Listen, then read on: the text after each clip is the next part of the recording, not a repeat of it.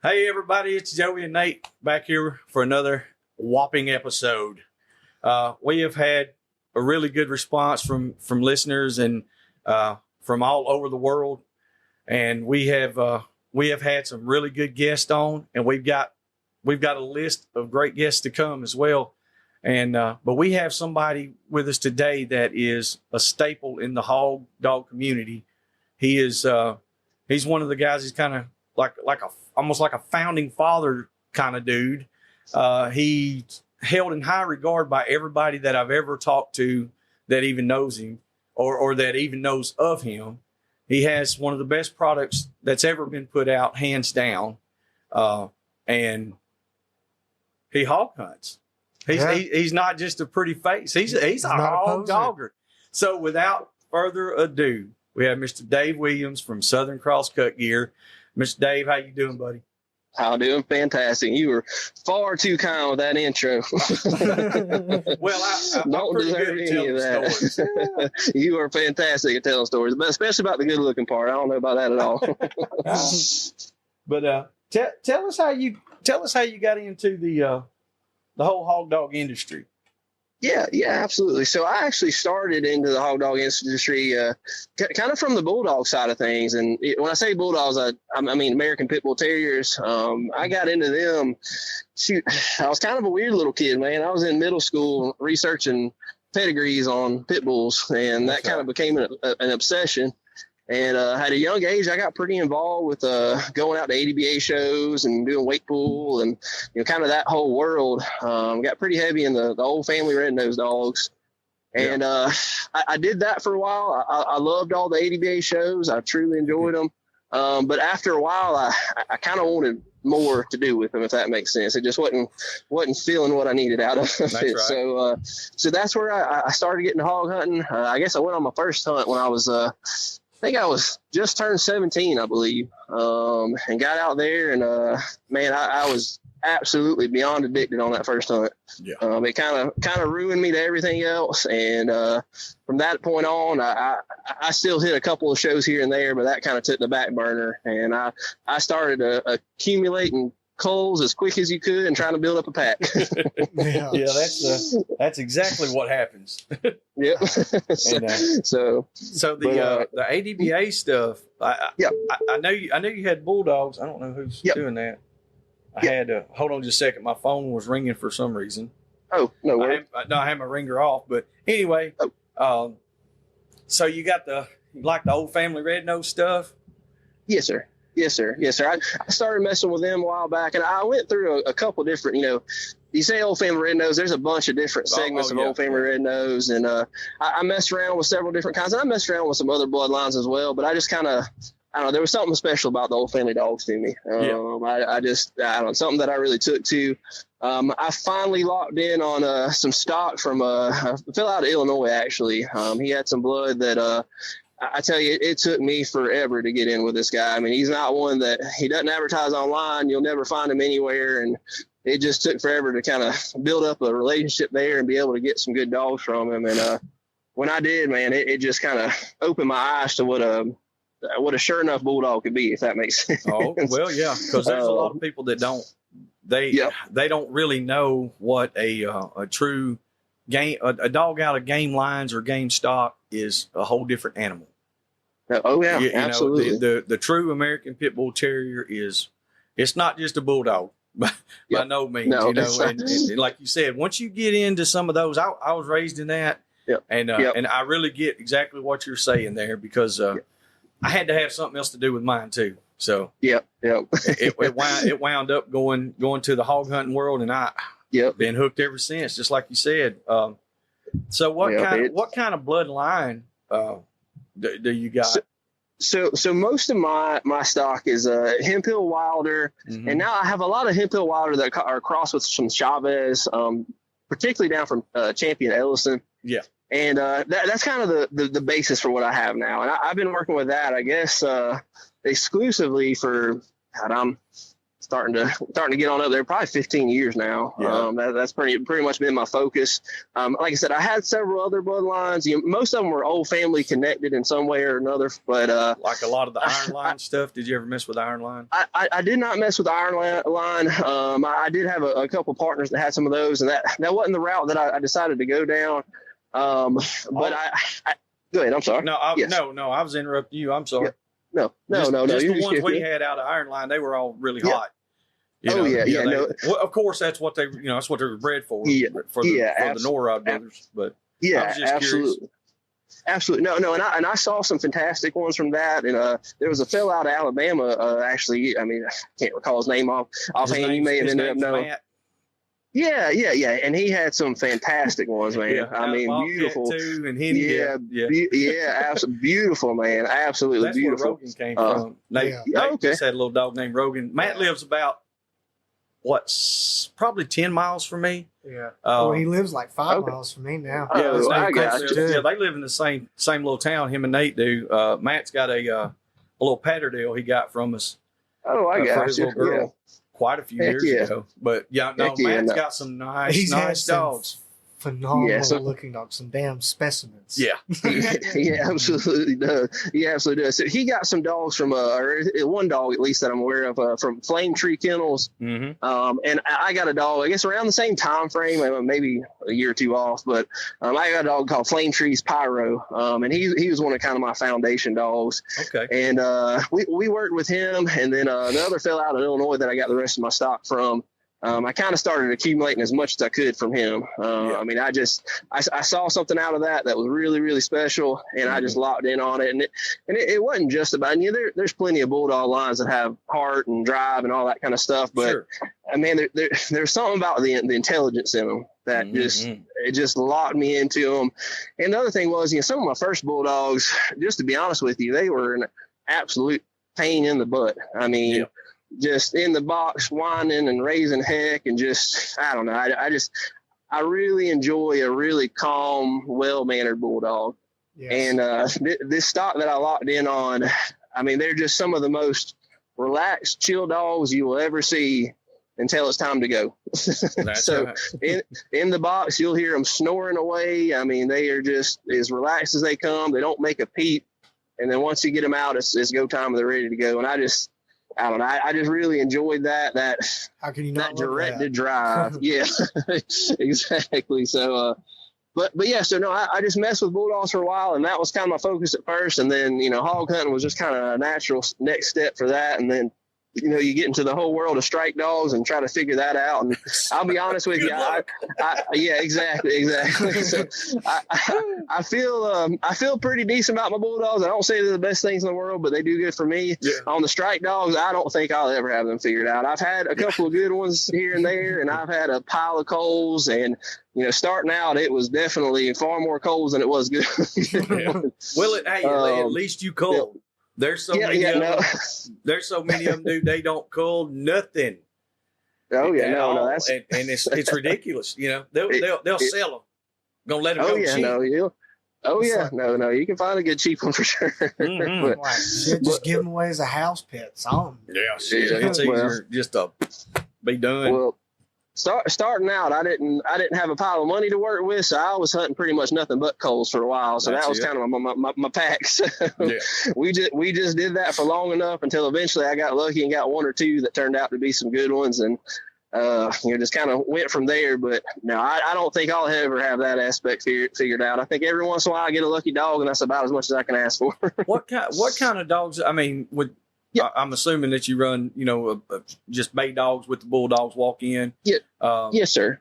Is there a certain breed that you run for, like your strike dogs and stuff, or is there? Do y'all rig hunt? Do you cast them? How do you do? And how many do you run at a time?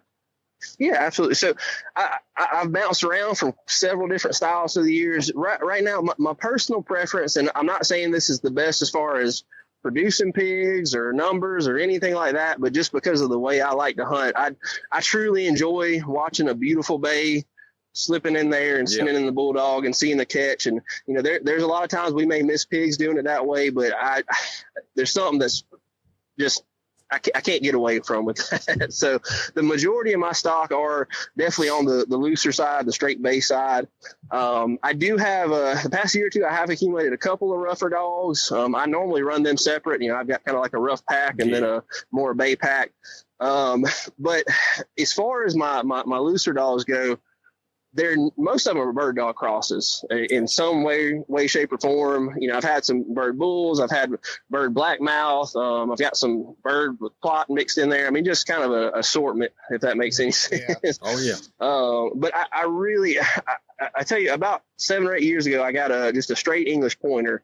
And that dog turned out to be, you know, I think he was an anomaly as far as just a straight English pointer, but golly, he was just one of the most impressive dogs I've ever had. I don't know. I haven't seen many bad ones, Yeah. honestly. we had a deal. I wanted these 2 blackmouth females one time, and the guy told me, he said, you can have them for $100 a piece. He said, that's what I gave for them as a puppy. I was like, okay. And now they were already started. So I was like, well, I'm ahead of the game. When I got there, he had this monstrosity of an English pointer. And I was like, what is that? And he was like, I said, it looks like a bird dog. He said, it is. He said, but you got to take him with him or you can't get them. And I was like, dude, I don't need that dog. He was like, trust me, take the dog. And so we wound up taking him. And like you said, anomaly, like insane energy, drive, go. I mean, and he would get rough with a smaller one, but he'd back up and bay on a large one. I was like, what in the world? And then the 2 blackmouths, I culled one of them and the other one I gave away. Yep. So, it's crazy how it works out. But the English pointer, that's kind of, I like the dogs with longer hair. I love the look, but as far as like what's happening, I think the English pointer, that's just me, is the bird dog to use. I personally agree with you. I did mess with a few other ones. And I'm certain there's a pile of good ones off of other ones, but the English pointer, man, I had such a good experience with that one dog. It kind of became an obsession for me. So I think I'll always have a little bit of that, at least in a few of my dogs. There's just something about that. The way they stay busy, the way they hit the thick brush. They just want to go. They just want to go so hard. They love it. I mean, they truly, truly love it. And I remember when I got this dog, the dog changed hands several times. When I got him, honestly, he was in poor shape. I met a fellow that brought him up. I think he was in, Low Country, South Carolina to begin with. A fellow brought him up to upstate South Carolina and met me at a coon competition up there, and I got him. And the dog looked poor. I mean, very poor. But that sucker, when we met at the hotel, he was winding, doing everything he could to get into the swamp down behind that hotel. Yeah. And I kind of had a pressure. I said, once I get you in a little better health and get you going, I think you're going to be something special. And he was. I mean, I gave him some time off, took, 3 or 4 weeks to build him back up, and then got him out there. And I swear that sucker hunted his heart out until the day he died. And he was just I don't know. I really can't say enough about that dog. He turned out to be a fantastic one. And that's what turned me on to those, and then crosses of those.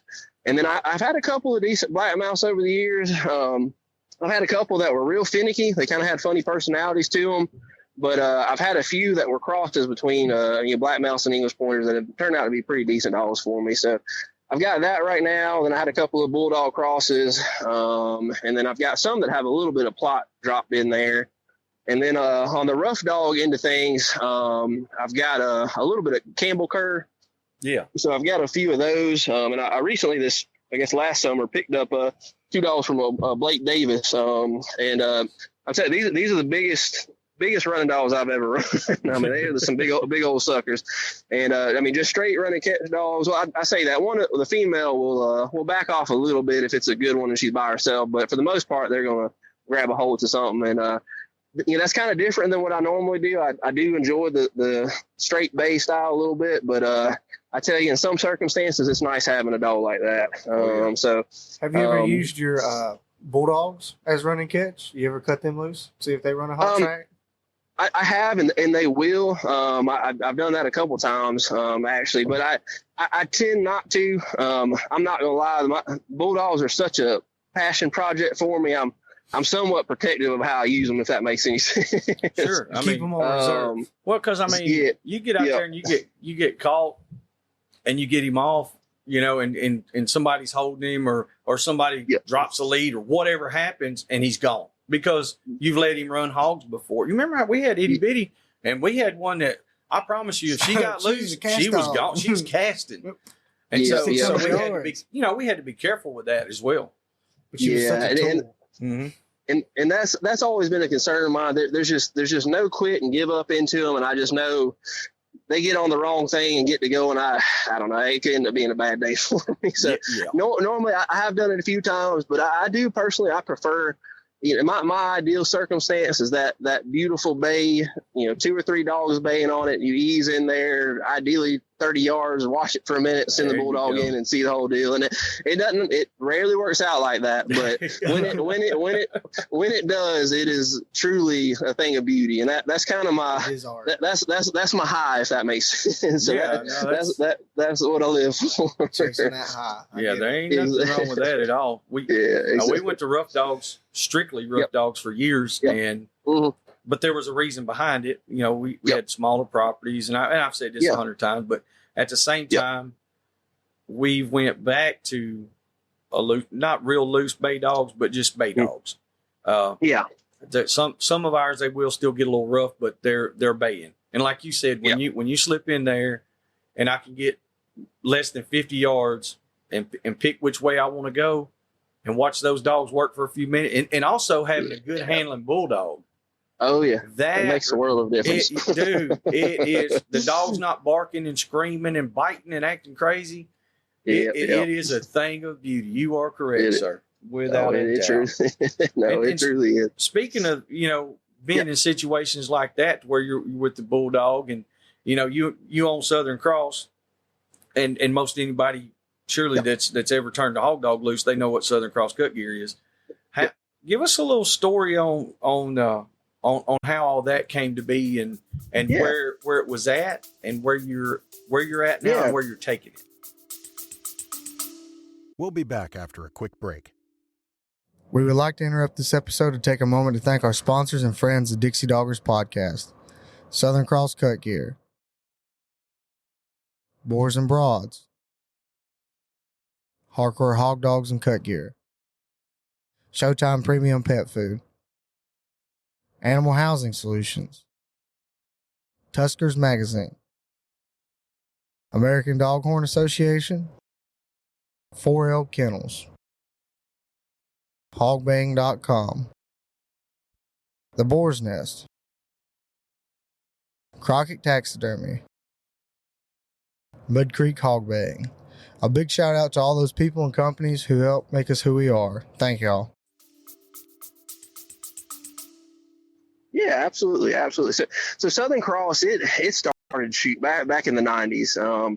It was one of, if not the first, that kind of really started incorporating Kevlar. And it changed hands a couple times before it ended up with me. I ended up taking over back in 2013. So I guess that's, about 10 years ago now, I guess. Yeah. But I know it, man. It goes by fast. But yeah, so I took over then. When I started out with it, there were 3 basic vests. They had a strike vest, just a full bay vest, and then a catch vest, and then a regular old cut collar. And that was kind of the extent of it. And since then, we've kind of made our focus on, really building gear to meet every style that there is. I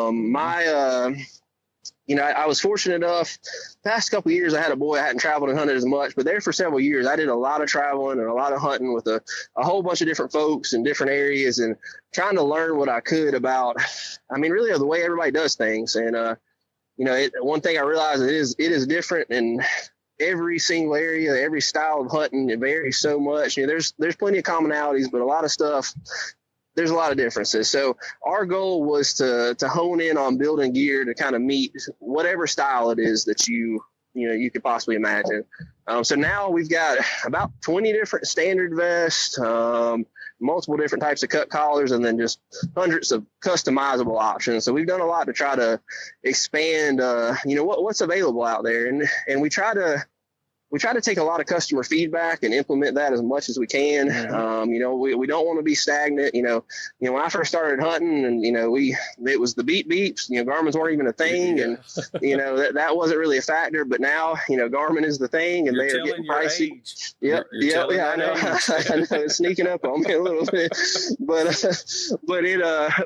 that wasn't really a factor then. Now you've got Garmin units, and I mean, y'all know how pricey they can be. So incorporating things like protection for those, and just the ability to kind of evolve with the way that hog hunting is evolving. I mean, it's not the same now as it was 10, 20 years ago, and 10, 20 years from now, it's going to change even more. So, being hog hunters ourselves, I try to keep an eye on the styles that the way people are hunting, and what we need to provide to take care of that for everybody. So I don't believe there's a one size fits all or one style fits all for anybody. And our goal has really been to focus in on getting exactly what anybody can need. I want to make sure that there's no matter who you are or how you hunt, there's something available for you that can give your dog at least a little bit of protection.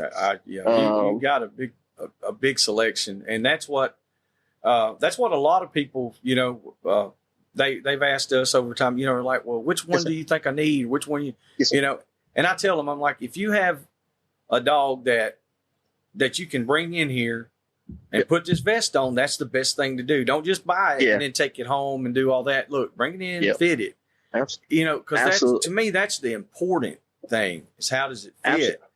And absolutely.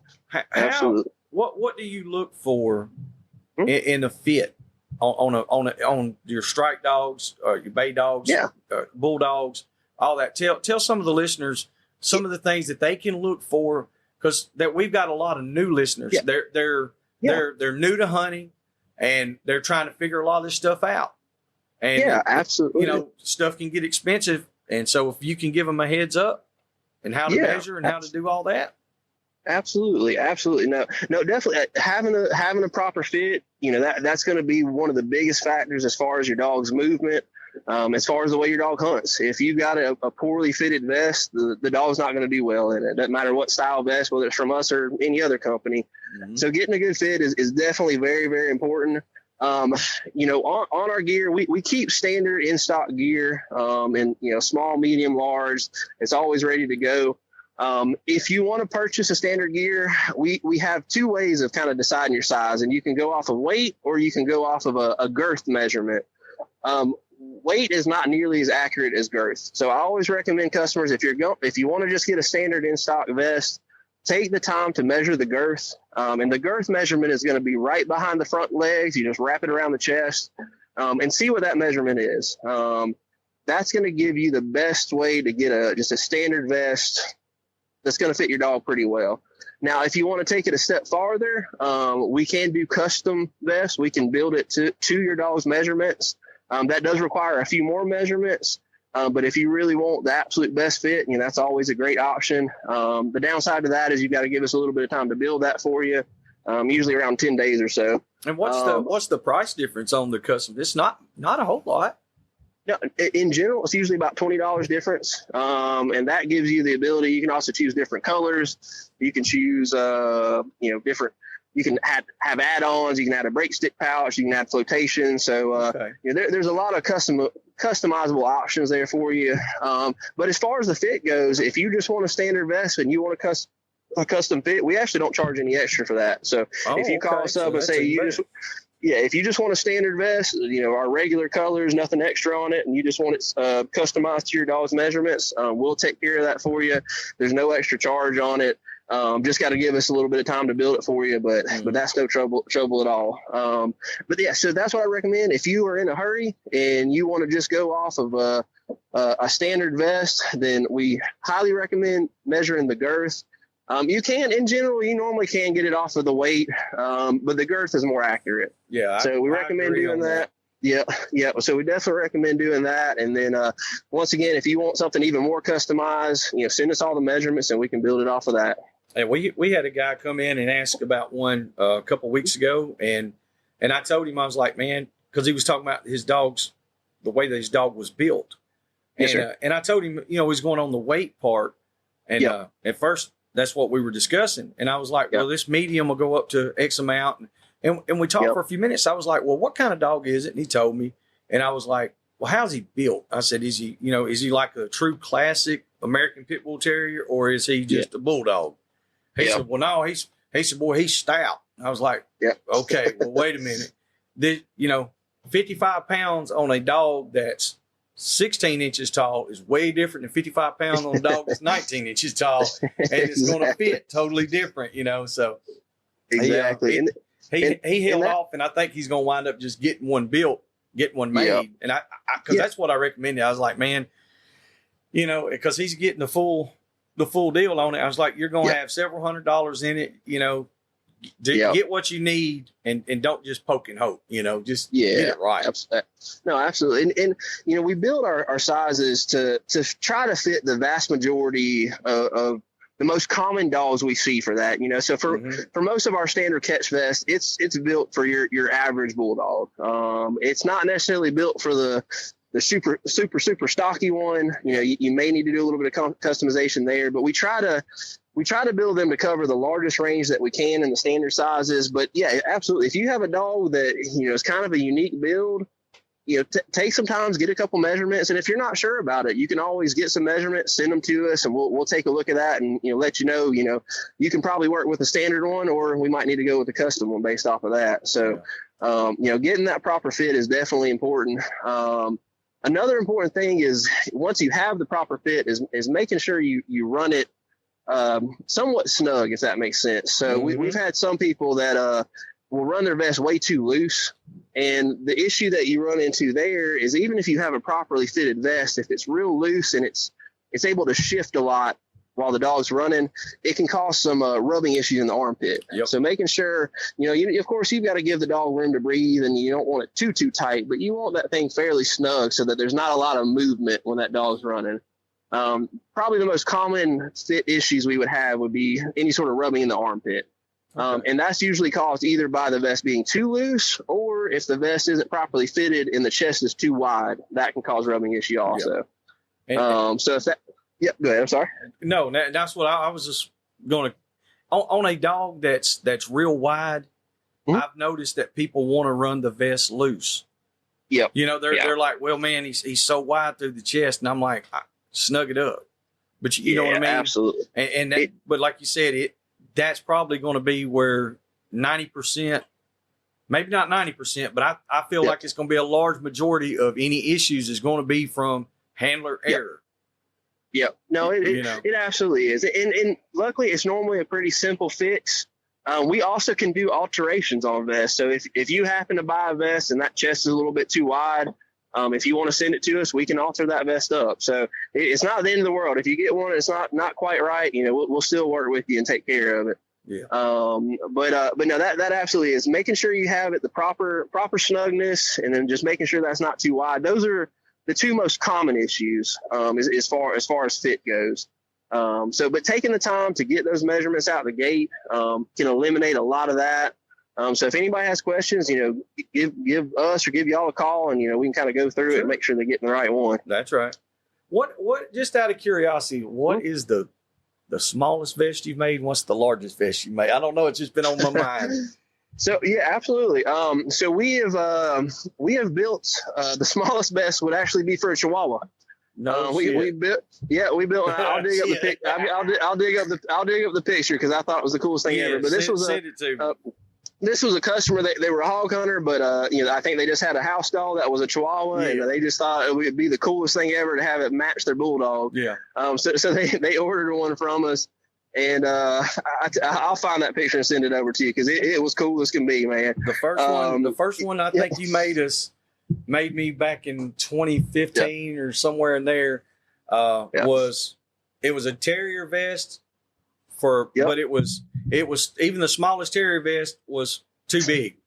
I think it went up. How much did Tramp weigh? 9 or 11 pounds. I can't remember. 11. Yeah, it was like 11. And I still have that vest. It's actually laying in there. It's a little bitty pink vest. That thing is so tiny. And I think it was, I don't remember. I think we were at Hickory Crossings or somewhere when I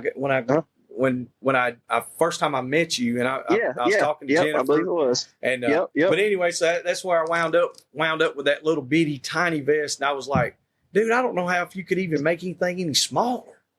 But for a Chihuahua, that Chihuahua one, I think took the. I think that dog was 4.5 pounds or so. Oh, I mean, it was tight. I'm not gonna lie, it took a little bit of figuring to get the fit on that thing. yeah, it would have to be harder to build that than it would be to build. No, it absolutely is. There's not a lot of wiggle room with something that tiny. No. But that would be the smallest. The biggest we've had a couple of customers with some like Presa Canarios, some big old dogs. Oh, yeah. I think the biggest dog, I think they estimated was around 180 pounds. So that was an absolute monster, and we've had a few of those over the years actually. Mm-hmm. But on average, I mean the biggest ones we build on a regular basis would maybe be up to like 120 pound dog. Yeah, I don't see a whole lot of folks actively running dogs bigger than that. There's a couple, but there's not a whole lot. It'd be hard for a dog that big to. Well, depending on where you're at, In the Southeast, I think it would be pretty hard to run a dog that big, especially like right now, Yeah. No, it definitely would. And, we, personally where we hunt, I like having the little gamey bulldogs to get down in some of the thickets, but mm-hmm. I know there's some other terrains where those bigger dogs with the legs, they can cover a lot of ground and they do well. So that's once again, that's where, I try not just to design gear and build gear just for the way that I hunt, because I know somewhere else the way I hunt is not going to work at all. So I know that there's guys that have things figured out a whole lot better than I do. I've seen a lot of guys in certain areas of Texas and Florida, and all they run is like basically a cut collar with a little bit of neck protection or chest protection, Yeah, more like absolutely. the Aussie style stuff, But now, yeah, absolutely. The boar bib, I love it. The pro plate, dude, that's what we put on every. And I've talked to, I don't know how many guys come in here and they're like, man, that feels a little thick. It's gonna be hot. I was like, I put them on my run and catch dogs. Oh yeah, and they're like, ain't no way. I was like, I guarantee you, every one of ours, that's all we have now. Yep. No, that one has been fantastic for us, man. I mean, it is stout as they come. I mean, mm-hmm. It takes a heck of a hog to do anything to that vest, but that one, man, it runs great. The boar bibs have been great too.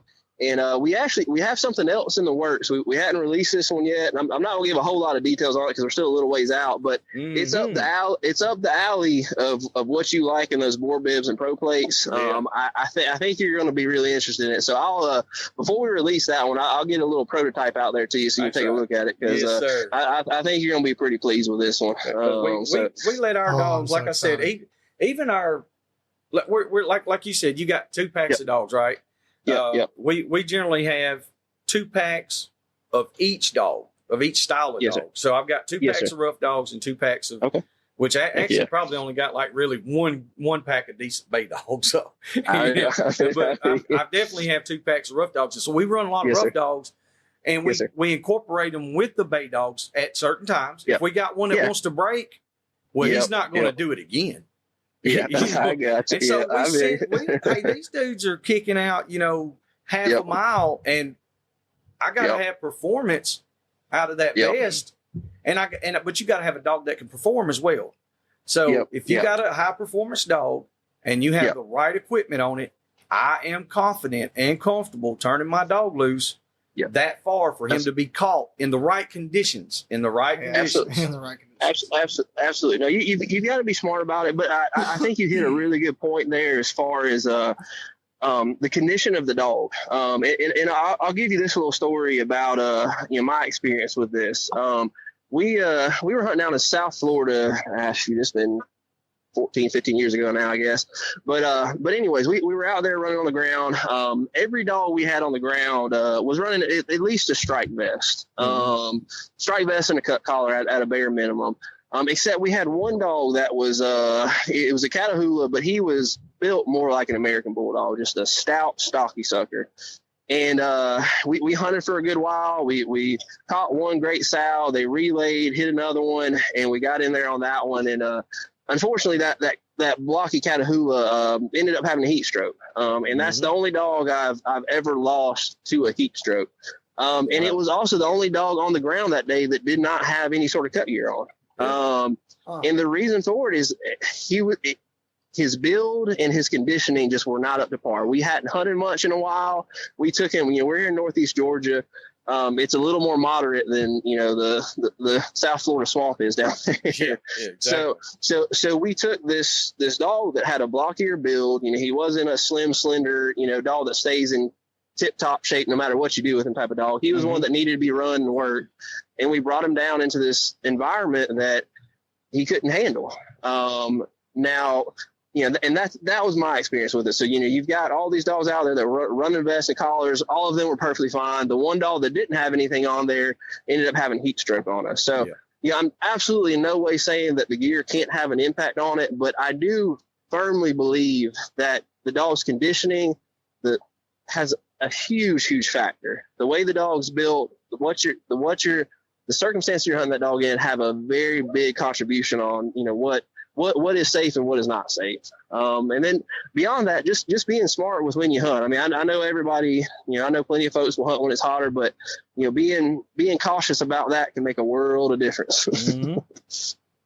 Being where we live at it's like a sauna most of the time during the summer, we probably don't have the same environment as, Florida, but in the area that we live at, with the temperature and the humidity, you get in these big hills. They're small mountains, and you get down in the bottom of those. There is zero wind. There's zero air. Oh yeah, that's rough. A lot of people's like, oh, it's so much cooler down there in that shade. Yeah, go ahead, come on with it. Let's see. Yeah, and like you said, it can be detrimental to a dog's health. I've seen dogs that come from Louisiana, from the coast out there in South Alabama, Florida, Georgia, and they run in these mountains and they don't make it long. Yeah. And absolutely. And like you said, it's the style of dog, the build of the dog. I don't want a stocky, blocky dog at all. I want all mine sleek. I want mine. I like to have half greyhound to be bony in it, if I can. No, I understand. I understand. Yeah, and absolutely. We've got a friend of ours from Hawaii. He's got a big old monster. I can't remember that dog's name, Rip or something like that, ain't it? Anyways, I can't remember it. He's 3/4 plot and 1/4 pit of some kind. Like he's a big dog. Now, when you cut him out, that one run, that's all he's going to pretty much get, during the day. He's going to do it. I promise you. He's going to do it. But that's all you can do that's it. Because you got to put him up. And he's got to recuperate. Yeah. Whereas the dogs that we like to run are probably going to be the same style that you like to run. Like some of the other guys, that live in the areas we live in. You got to have one that can perform. That's the biggest, like you said, and they got to be in condition. Yeah, absolutely. That's something that really is underestimated. You take a dog that's been sitting in a kennel or on a chain for a month or two, hasn't been run, and you've got to be realistic with what you ask of that dog, and what sort of circumstance you put it in, and that's. I regret to this day that dog we lost down in South Florida. I bear that responsibility because I feel like we didn't put that dog in the right circumstances, if that makes sense. He wasn't prepared for his build put him at a disadvantage to begin with, and his conditioning he was not in shape to do that. Now it was a little bit of extenuating circumstances as far as. We would have liked to have caught him up off of that first bay and just been done with it, but he decided he wanted to relay. So, we didn't have a whole lot of control over that, but that's something you deal with. So, in hindsight, I would have liked to either not run him at all or had him in a little bit better shape before we did. But being realistic about the type of dog that you have, and what sort of circumstances you're going to put him in can, save you a whole lot of heartache. Without a doubt.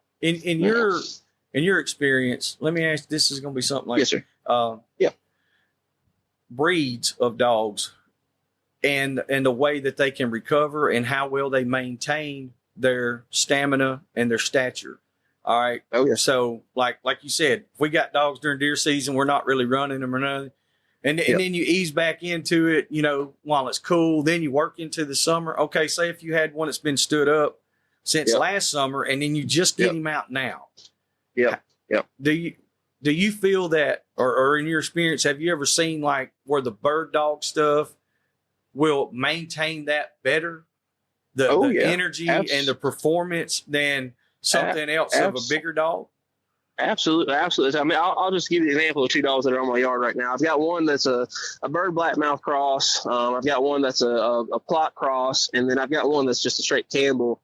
And the bird dog cross and that plot cross, I could not do anything with them for months on end. They don't put on any sort of weight. They always seem to stay in just a lean, healthy condition. Mm-hmm. I can take them out, and they might not be in prime shape, but they can get out there and they can do a whole lot. You can take them exactly. Now my confident in it. Yeah. Yeah. Now my one Campbell, and this isn't speaking for all Campbells by any means. This is just this particular dog.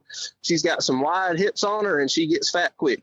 Okay. and if she is not kind of worked up to it, those first couple hunts, she doesn't have a whole lot. It takes her a little while to get back to it. Yeah. So just with that, kind of being aware of that and being cautious with that, I would hunt those dogs differently, and I would require different things from us, if that makes sense.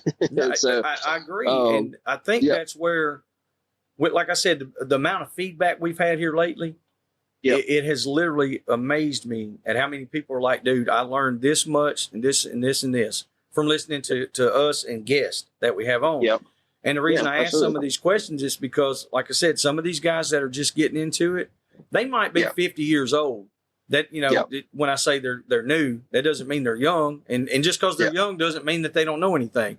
But I feel like I try to look at the breed for where I'm hunting at and where I'm going to hunt. If I'm in the peanut fields and I got 30,000 acres, I'm probably going to have some long-legged stag or stag cross of some kind, and probably sight hunt a lot, But yeah, absolutely. If you've got, but I would also have a good size anchor dog where I could get in there. And when I cut him loose, like you said earlier, I'm going to try to get as close as I can so he doesn't have to do any more work than he needs to. Yeah, absolutely. And I was just curious if in your experience, how much that has played a factor of the breed to being able to maintain it.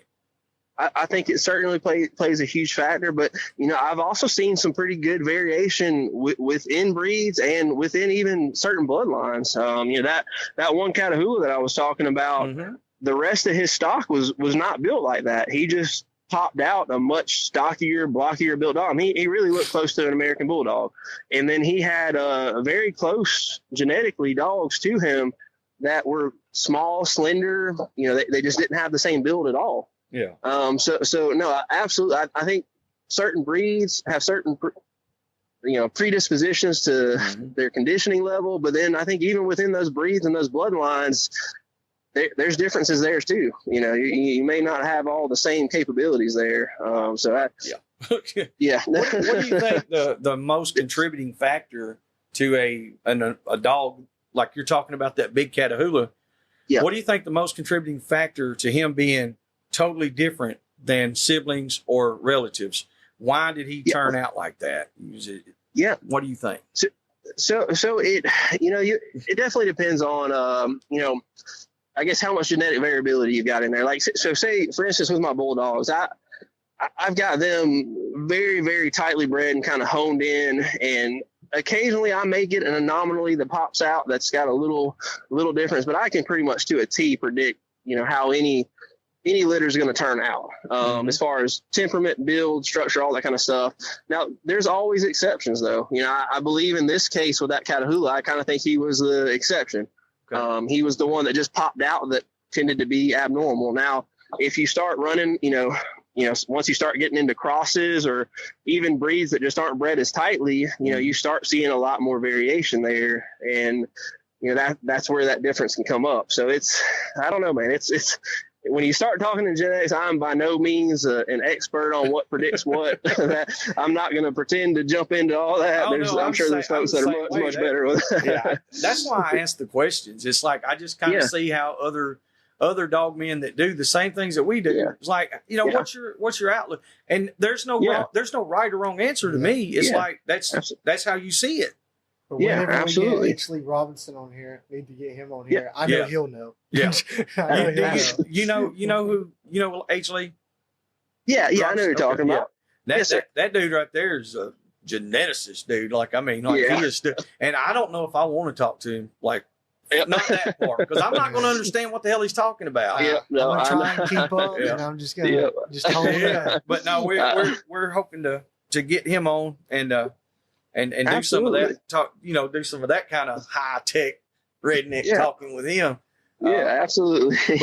but like you said, even though you play that they play that game there with running down all these genetics, to me it's no different than what you just said. You got a steady line of bulldogs that and you can pretty much predict. You can say, okay, this is what's going to happen when I breed these dogs. Yes. So to me, that's the redneck geneticist right there. Yeah, like, that's it. I'll give myself the title of redneck geneticist. Nothing more than that, though, because you start asking me too complicated questions, I'm backing out. So. Oh man! Hey, one more question I had on the on these vests. We got off on another deal there. Me and my ADHD super HD. No, you're good. I'm right with you. On the we're talking about with the vest and stuff. Yeah. Hunting in the heat. That we have now and the way it is. Yeah. I know some guys that put the vest on the dog and just leave it on all the time. And then like we don't vest them until it's go time. Yep. So what do you recommend and how if there's any tips or tricks or stuff like that that that will help with the heat and running your gear? Yeah, absolutely. So I mean, first and foremost, it's something we kind of already talked on, and that's about kind of knowing your dog, knowing the condition, knowing their threshold and what they're capable of handling, and being aware of that. Outside of that, just in general, I mean, knowing the conditions that you're going in. Here where we hunt, once you get into July and August, we're hitting the woods, 2 or 3 in the morning, and usually about 9 or 10 at the most, we're usually done, and that's kind of our prime time. So just that in general can help out. As far as when to put it on, when to whether you put it on out the gate or not. I'd say that kind of depends on when you're hunting a little bit. If you're hunting in a prime spot and you're about to get into some action, go ahead and have them ready to go. Yeah, I got you. But on the same token, though, if you think it could be a while, there's no harm in keeping it off and just kind of having a good game plan of how to get that thing on pretty quick. So no, I don't think there's anything wrong with that. I think that can definitely be something that can contribute to it. But I do think in general, being aware of the dog that you have, the condition that they're in, and just being smart about when you're hunting. I mean, dogs have their limitations. They're capable of doing a lot of stuff that I could never imagine doing. Yeah. But they're still animals, and they can only do so much no matter what. So trying to be exactly right. Yeah, so it's trying to be realistic about that. It can save you a lot of heartache. And I know not everybody's like that, but I get awfully attached to these dogs, and I want to do everything I can to give them as long a life as I can. They put a lot out there for us, and I want to give that back to them. So, I look at putting cut gear on them as a means of protecting that dog. And the same comes down to, being smart about where you're hunting. And it doesn't just come down to heat. We have some places that we hunt that are just awful as far as deep water. We had one property that was real, notorious for dogs drowning there.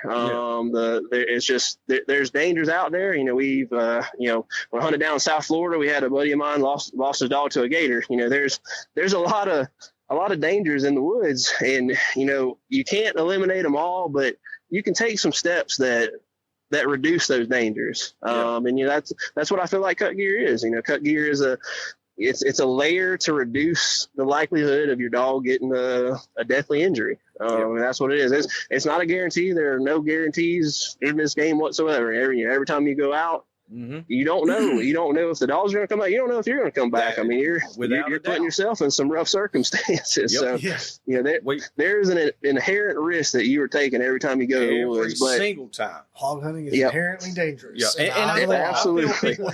There's too many people that don't look at it that seriously. It's life or death.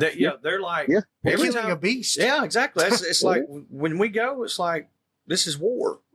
It is. Like if I have to go in there in an old mine shaft or in a culvert or like you said, you got in Florida or you got to swim out there to get these hogs. And we do too, but probably not as often as those guys do.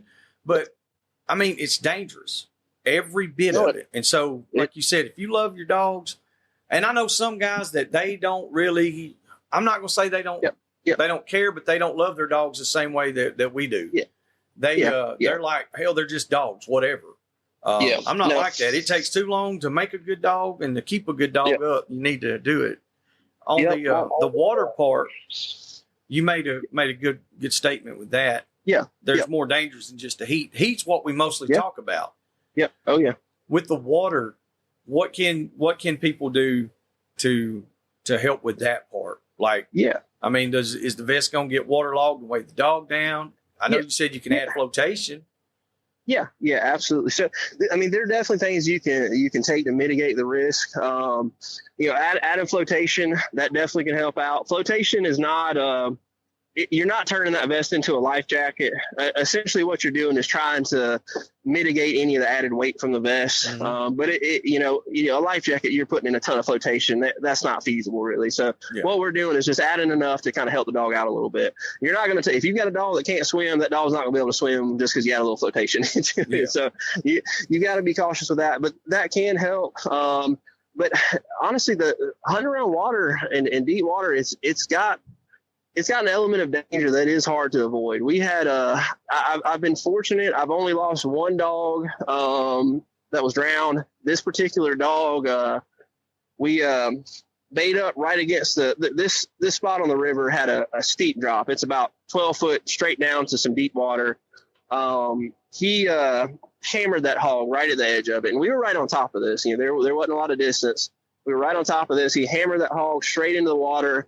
The hog hit the water, swam back up, and kind of just got up on the edge of the bank a little bit. And then my bulldog, he hit the water a little farther out, swam back up to the hog, and he was 100% ear dog every time, as reliable as you can come. But the angle he came up on that hog, he ended up grabbing on the neck. Yeah. So when he grabbed on the neck, that hog jumped into the water, and that dog sucked down that water so quick. It happened within 30 seconds. Damn. And I mean, just the quickest I've ever seen. We had his son out. His son ended up catching the hog. We got the hog up. We had to go find a little John boat. We spent 3 hours digging around. I got the dog back. This was a dog I bred. He was my pride and joy. We were not leaving him out there. So we got him back. But that was a circumstance where I don't really know that there's anything that could have been done to prevent it. There's going to be those times. I mean, there's just those certain circumstances that you've got to be extra cautious. And even with that, you may do everything you can, and it may not be enough. Yes. I knew that area was a danger. We always tried to be right on top of it. That was not an area that you were sending a bulldog from several hundred yards out. You got within 20 or 30 yards and you hauled butt in there and you did everything you could to get that dog quick. But even with that, it's still gonna happen. We caught a pile of hogs in that same spot, right on the edge of it, and you never had that issue, and I haven't had that issue since. But on that day, that's it. So I'm not saying that it's hopeless, if that makes sense, but there are certain circumstances that you just there's a risk there. So whenever we're hunting that spot, we take the steps to be a little extra cautious of doing stuff like, adding flotation definitely can help, being there right on top of them, in certain circumstances like that, man, tying a rope to that dog and being able to pull them on back isn't necessarily a bad idea either. There's oh, go ahead. I'm sorry. No, I agree. Yeah. With a rope, a lot of people, there's a lot of people don't even think about that, Yeah. Or tie some mule tape or something. I mean, anything you got will work. There was instances years ago. We would go to Mississippi, and there was one area over there. There's a lot of water, and we would just pull the vest off as soon as we went in. Yeah, I mean, if we got in there and seen it, and I'm not telling. Please, people listening, do not say that I told you to take the dog's vest off. Yeah. But that's what I did. I had small dogs. And generally, they never got beat up real bad. They were true catch dogs, not just dogs that would just grab a hold, but they were catch dogs. And so I felt comfortable pulling the vest off and sending them, and so they could perform a little better. But at the same time, you're always taking a chance. That's it. I mean, really, with everything you do in the woods, you're kind of weighing your danger, your risk, your reward, and that you gotta make the right call for that circumstance, and that's where you're hunting to get some water. If you can get in tight, you see what you're dealing with, and decide kind of what you need to do from there. Those sort of steps can end up saving you a lot. But there's so many variables in the woods, you can't always do that, and that's where things can happen. So it's definitely a dangerous part about it. But that's hog hunting. I mean, it really is. We don't do this because it's easy. If it was easy, everybody would be out there doing it. Yes, without a doubt. On absolutely.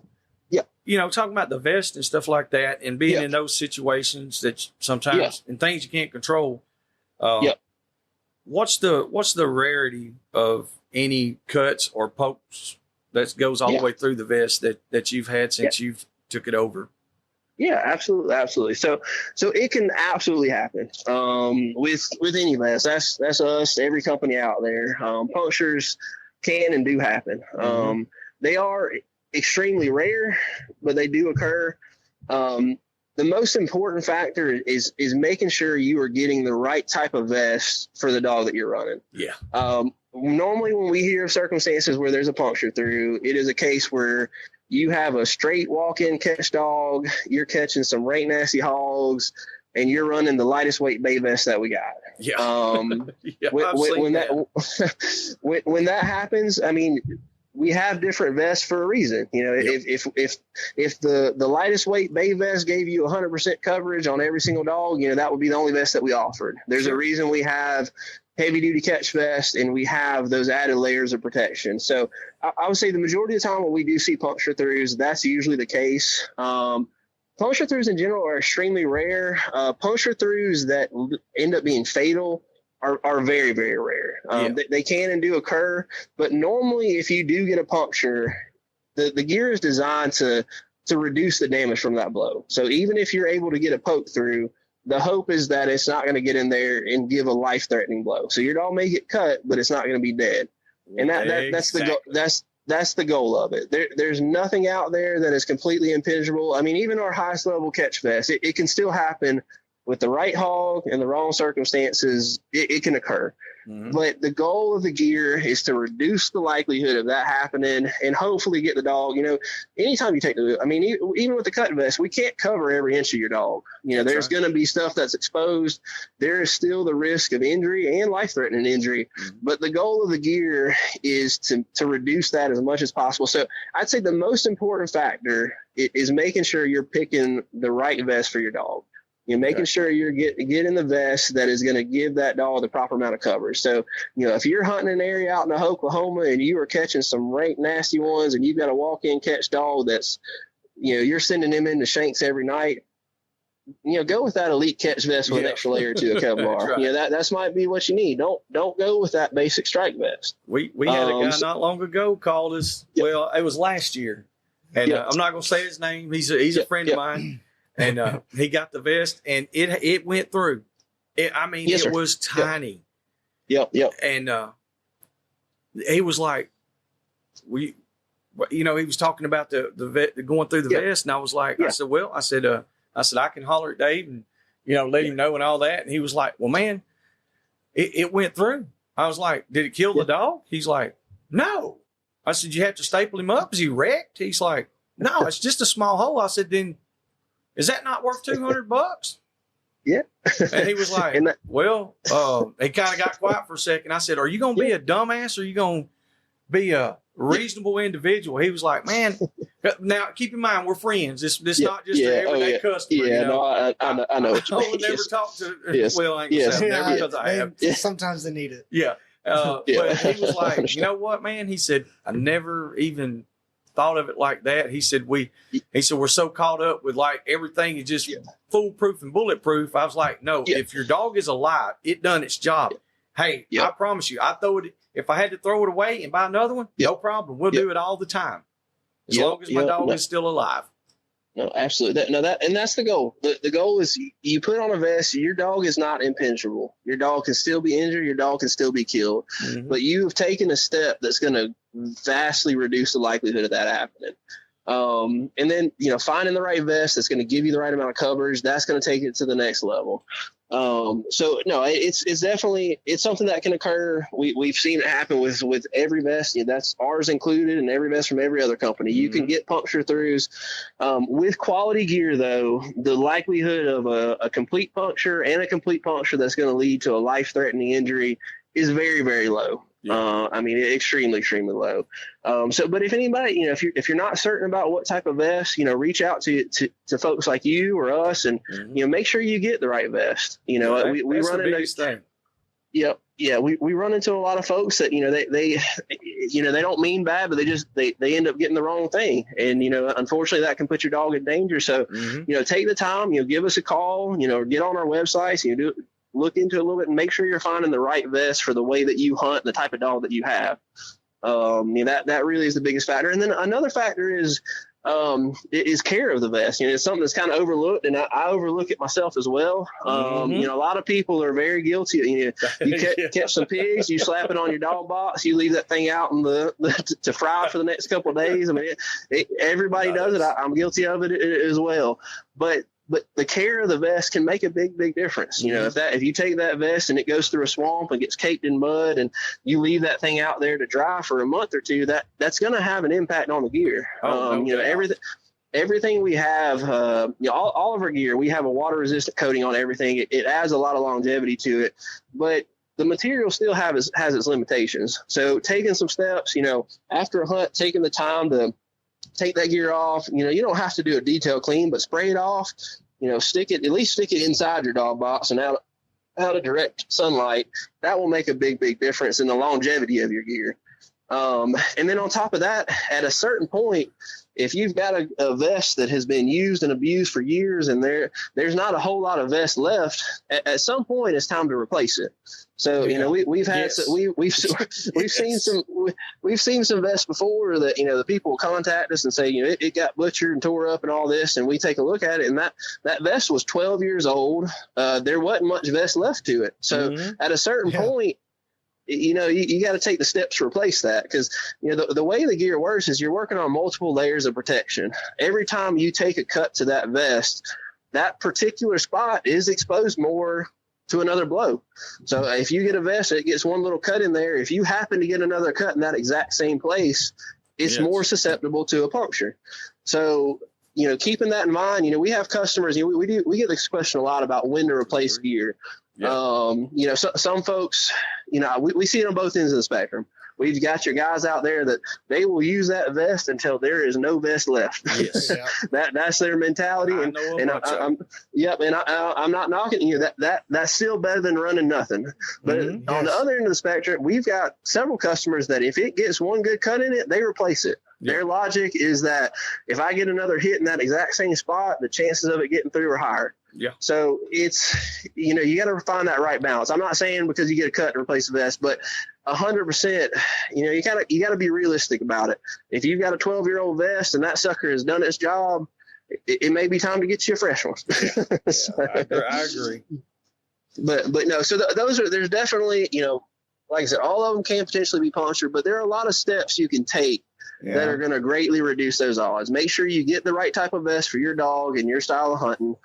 Take a little bit of time to put some care into it. That's going to extend the longevity of it. And then just be realistic about, when it's time to get a fresh one. What kind of time you talking about as far as taking care? Nate was going to ask you something. Yeah, so I was going to ask, is it a little odd to clean a vest every 2 weeks? I'm probably trying to clean a vest every 2 weeks. Yeah, it's at least that much. I'm beyond guilty of doing the exact same thing. I'm not the gentlest on my gear. I expect a lot out of it, but at the same token, the more you're able to do it, the better. But you don't have. It's not that you got to do it every single hunt. If you can, if you're that type of person and you can take the time to after every hunt, take a few minutes and spray it off. Mm-hmm. Absolutely, that's going to be better for your gear in the long run. How do you recommend cleaning it? What's the best way to clean it? We have a method that we do. I've tried of course, several methods. What's the best you got? I got you. So really, I recommend going kind of light on it. I don't necessarily recommend hitting it with a heavy duty pressure washer and some heavy duty cleaners. You're going to do some damage to it. We've also had some customers that will stick it in a washing machine. Do not do that. That's not good for it. That's not good for it. Don't do that. In the dryer either. No, don't wash it. Don't try. No, that's not what it's meant to be. No. So all the gear, it has a water resistant coating. So this coating is a liquid that's actually applied to the materials. Mm-hmm. If you do some heavy duty cleaning, like if you put it in a washer and a dryer, or if you take a serious pressure washer to it or some heavy duty cleaner, you're going to erode that water resistant coating. So you're degrading that vest. Okay. So we don't recommend doing that. Honestly, the absolute best thing you could do is just on a regular basis, try to just spray it off with a hose, light duty nozzle, get the mud and the gunk out of it as much as you can. If you can do that on a regular basis, you're going to get a lot more out of the vest. I think about once every, go ahead. I'm sorry. No, go ahead. It's fine. I think about once every 2 to 3 weeks, I've got in the habit of where I don't have a big pressure washer. I do, but I'm not using that. I use one of those little small electric ones. It's like, I can literally put it on my hand, wash my hands off with it. Yeah. It's a step above like a little fire nozzle on a water hose. And I'm telling you, it literally, it worked. No cleaner, no nothing. Just take it. I put it on the back of the trailer, hang it up, and I've got some hooks outside on the side of my barn there, and just do it like that. We got the red, white, and blue. We've got a few of those, and those dudes look brand new for like 30 minutes. And we put them on, and buddy, it's all time to go. But they seem to really. We've been doing it for over a year, going on 2 years. We have a storage tote. We just put them up in our shed. Yeah, we keep them inside in a tote as well. And one time I put it in there, and one of them was still wet apparently, and I opened it up about 2 weeks later, and there was white mold growing all over. It was smelling fresh. I was like, funky.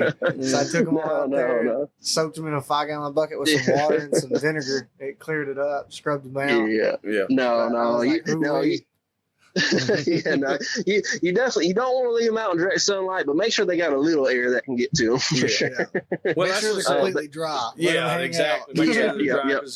Like I said, we were. I was probably the world's worst. Like you were talking about. I've got some vests in here that look like they're almost like a real light pink color, and they were actually orange when I got them. And it's from riding the box, or being hooked up on the trailer or the buggy or whatever. And like you said, over a course of years, that degrades the material, and the vest isn't failing. The owner's the one failing because we're not taking care of it. Yeah, and the care is a factor, and every single one of us, myself included, are guilty of it. But if you can take a little bit of time to the care of that vest, it's going to greatly extend the longevity of it. There really is nothing worse that you can do for your gear than to take that thing to the woods, run those dogs to the swamp, keep it caked up, and then leave that thing on the back of your dog box to fry. It's awful for it. You do that enough, it's gonna make it stiffer. Two, it's going to just degrade that water resistant coating. So then everything's got a water resistant coating on it, but you degrade that enough, it's going to start to absorb more water. That's going to degrade the fibers. Everything leads downhill. So you have a vest that, started off optimal, and, here you've done this for a couple of years, and it's not going to have the same protective capabilities that it did to begin with. Is there anything you can put on them? Like, And I honestly, I'm glad we're talking about this because I wanted to ask you before I done it. Before I tried it or anything. But I thought about using dadgummit, what is it called? Like mink oil or something like that, like you put on boots, like a conditioner. For some of my older vests, not the newer stuff, but like some of the older vests, when we take young dogs and pups and all that stuff out. I like to get them used to a vest, even though we're probably not even going to use it, but you never know. But at the same time, I don't want that vest where it's real stiff or even begins to get brittle, absolutely. I didn't know if there was something you'd recommend. So I haven't used that. If you want to give it a try and give me some feedback on it, I would definitely appreciate it. Sure. But no, as far as avoiding the stiffness in it, it really does come back to keeping it as clean as possible and keeping it out of the sun. That is the single biggest factor. That's the easiest thing you can do. Any other sort of additives, because that material has that coating to it, so it's hard for anything you apply to it to really adhere to it too well. Yeah, so I don't know how well that would really work. But I mean, still, I mean, if you got an old one, do you want to try it out? Let me know what happens. I wonder if like waxing it would work. Well, this is the stuff I made to put on my boots a while back. I took a few ingredients and basically made my own leather conditioner. And I'll be honest with you, I've had these usually a pair of boots lasts me a year and a half, maybe. Yeah. I've had these going on 4 years now. And they've outlasted anything I've had. And it's the same boots that I've had in the past. So it works, is what I'm saying. I didn't know if it'd work on the vest. You might be onto something there. I don't know how well it will adhere just because of that layer that's sprayed onto it, but you could absolutely be onto something there. Give it a try and let me know. Okay. Well, I might, like I said, I might do it on some of the older stuff that I have, just see how it does with that material. Because, like I said, it hasn't discolored or anything like that. And I put it on like some of my snake boots, my chaps. I've done it on those. And it seems to it darkened them just a little, but they were brown. They're Dan's style chap.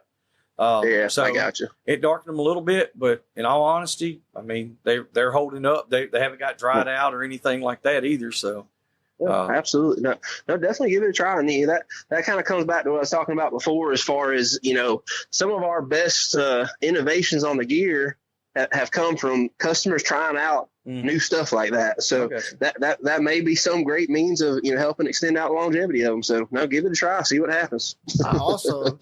Like the Sawyer's clothing treatment.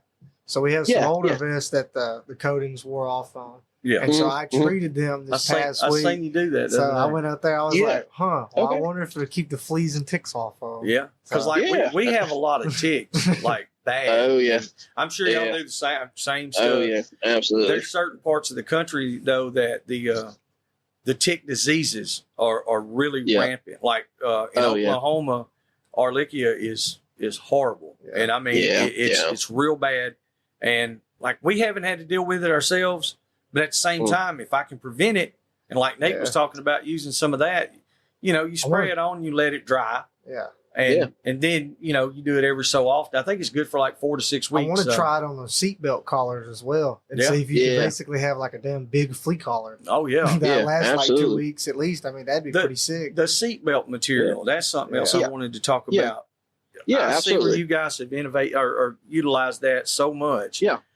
And I'm a fan. At first, I'll be honest with you, I was like, I don't know, man. I don't know.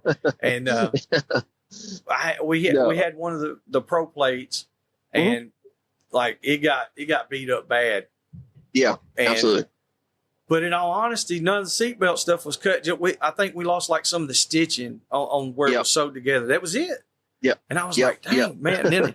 But, people don't think about you grab it and you feel it, but think about how tough a seatbelt really is.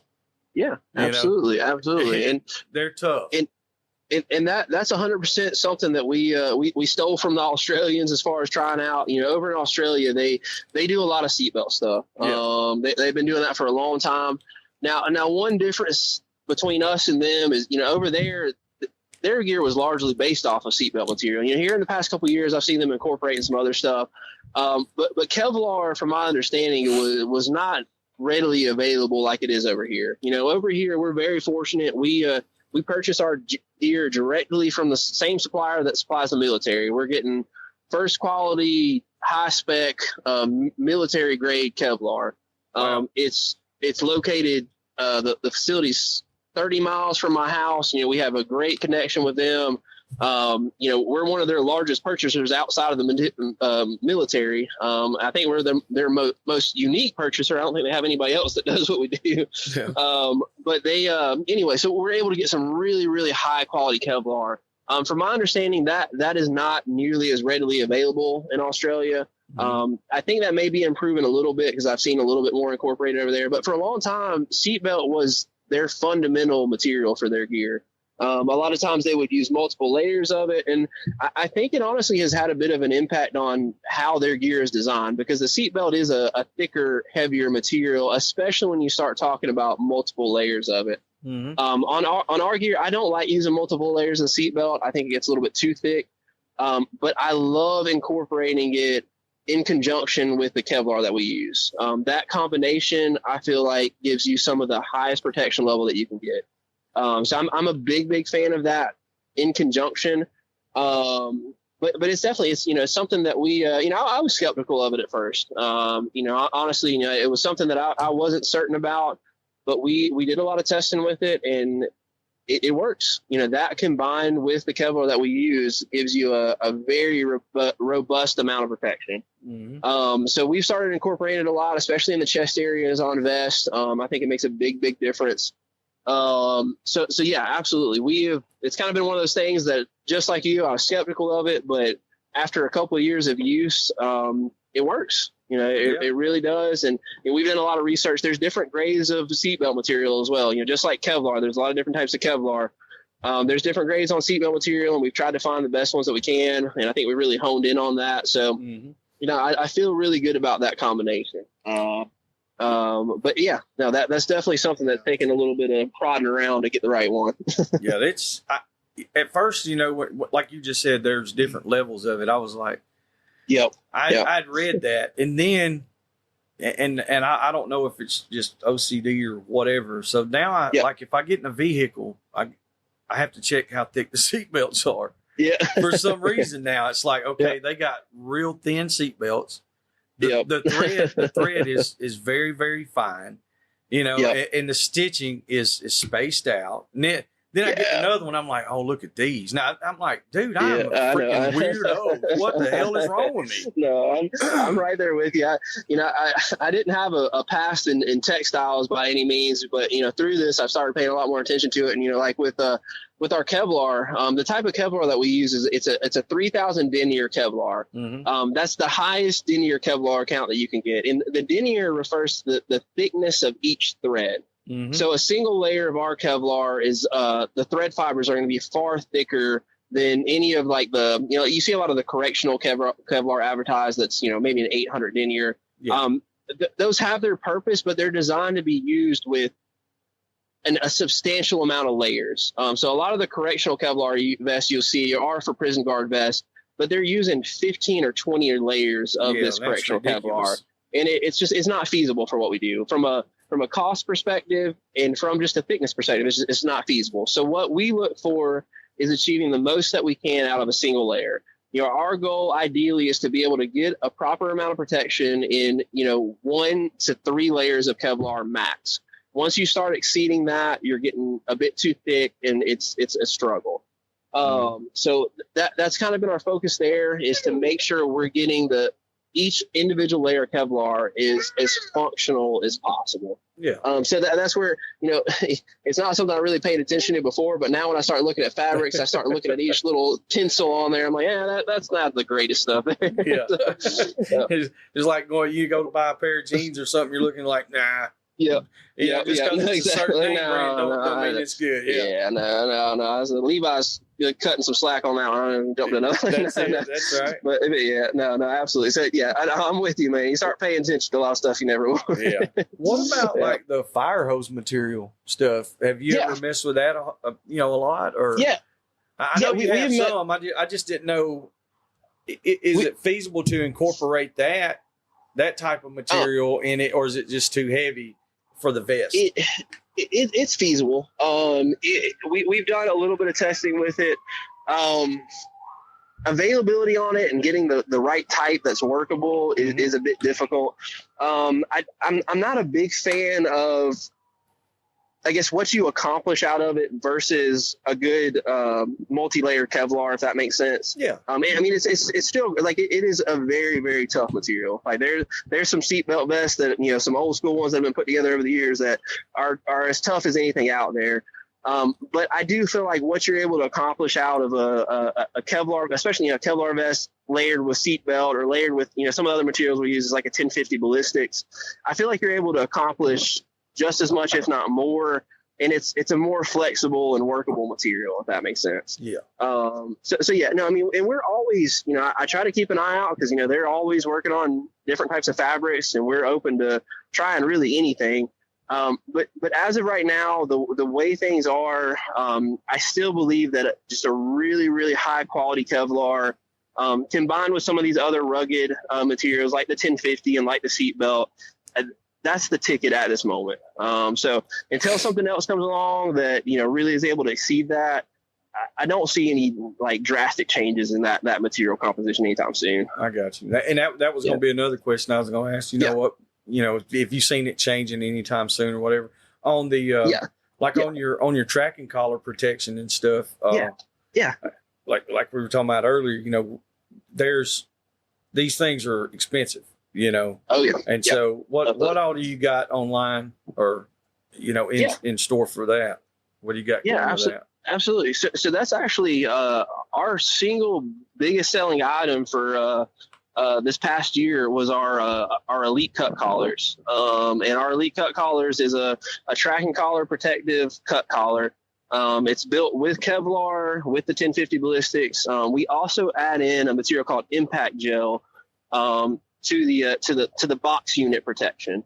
And that impact gel is the same sort of stuff that they put in a lot of cell phone cases. It's supposed to reduce jarring.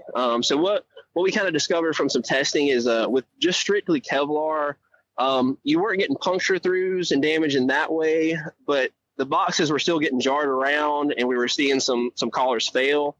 So by incorporating that impact gel in there, it seemed to reduce the amount of jarring that you felt on that. And that was one of the problems we ran across with some of the other, there's some like aluminum protectors out there for them. Yeah. But those definitely, it's a good layer of protection, but we saw a lot of those where, the plastic on the GPS collar wasn't clearly busted open, but we were still seeing them fail. And kind of what we determined is that they're getting knocked around and jarred around on the inside. And even though so even though you may not see clear damage on the outside, they're still being damaged. So having something in there that at all. I'm not. I call them the tin can one, but I'm not. There's people. I'm not a big fan of those. Yeah. I'm sure they're great for some, but like I said, I've been hunting with people, and you can hear the dog 20 yards away coming. No, I'm not a big fan of those personally. I've seen a couple that they added something to the inside to kind of reduce that a little bit, but still, I'm not a big fan of those. I've seen too many that, they look fine on the outside, but were clearly damaged on the inside. And it's just, I don't know. I think there's better means. So with ours, we focus on the Kevlar and the impact gel, and we've had a lot of success with those. Knock on wood, I've never had a collar that has failed from damage while using one of those protective units. And we incorporate the same sort of protection into like our Elite Catch vest and our Elite Strike vest. It's got that same collar built into it. We've had a lot of success with those, and I've gotten a ton of positive feedback on it. Like I said, those, and then we also sell what's called an Elite Kig. Mm-hmm. And the Elite Kig, that is not a cut collar. It's meant just to go on your tracking collar, but it's built the same way. It's Kevlar and impact gel. And those two units have been some of our biggest selling items for the past year. And a lot of it has to do with Garmin collars are just extremely expensive, and they're not getting any cheaper. So the Kig part, I steer a lot of our squirrel and coon hunters to that. Yes. Because they have to deal with hogs too. Especially like our public land. Yeah. WMAs and stuff, we can't hog hunt them. So at any time. So like those guys, like we got squirrel dogs and stuff ourselves. We go on a squirrel hunt and knock out more hogs than we do when we're hog hunting. It's crazy. But at the same time, like you said, these collars are expensive. And a lot of times these guys only have 1, 2, maybe 3 collars would be I'd say at the most. And so they keep those collars in really good condition. And it amazes me every single time I go with a guy. He's like my brother, and he gets his box out with his collars in them, and they look brand new. And I'm like, dude, and he's had them for years. Yeah. But he takes, like I said, he takes really good care of his stuff. And at the same time, he had a collar that got beat up one time by a hog. Yep. And then once that kid come, I told him, I said, look, this is exactly what you need. And when I showed it to him, he was like, well, it doesn't have any way to fasten. I said, no, it's not an actual cut collar. And then after that, he was like, oh yeah. He said, these are the thing. And we got several coon hunters. They've caught on to them, and they're really liking them. Yeah, absolutely. No, and that's what we've seen. We've got a lot of people outside the hog dog world that have really embraced those. Mm-hmm. And I mean, they make a big difference. And I will say, I do think Garmin's got some improvements with like the new TT25s that I do like. Oh yeah. But on the same token, adding that little bit extra to protect something that's that pricey, I think it's worth it. Without a doubt. We had we put. See, summer before this last summer, we lost 2 lead dogs in one night, and was it 3 collars that got demolished? Oh wow! Yeah. Two collars. All right, now keep in mind the 2 collars that got hammered were not on those dogs. They were on different dogs, but we had the pro plates on those dogs with the collar protection, and you could see that's the one I was talking about where it knocked the stitches loose. On that one. But the collar's fine. Nothing else happened. So it is definitely worth it because there was $700 gone down the drain. Yeah. You know. No, 100%. I'm a firm believer in those. And I've really gotten to where, this wasn't true a couple years back. A couple years back, I didn't run any sort of protection on my Garmin collars. But now I will not drop a single dog out that doesn't have some sort of protection on that collar. And it's just, it's a added layer of security to me. I know things can still happen, but when you drop out that lead dog that is going to get out there and produce something for you, there's nothing more stressful than seeing that Garmin go out and you've got no idea what's going on. It's a horrible feeling. I mean, it hits you in the gut. So for me, just having that little added layer of security that, the odds of that happening are a little bit lower. I won't drop a dog out without some sort of tracking collar protection. Yeah. It's just too much to take a risk because it's just too easy to happen. It absolutely.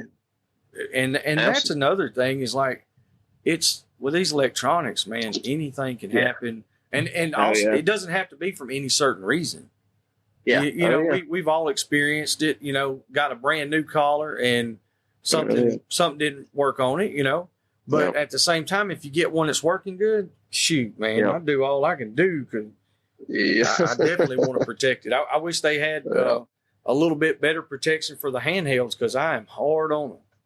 Oh yeah, no. You're gonna have to you're gonna have to make us. There we go. Look at here. All right, new Southern Cross 300 eye holder, 200 eye holder, with some impact gel and stuff.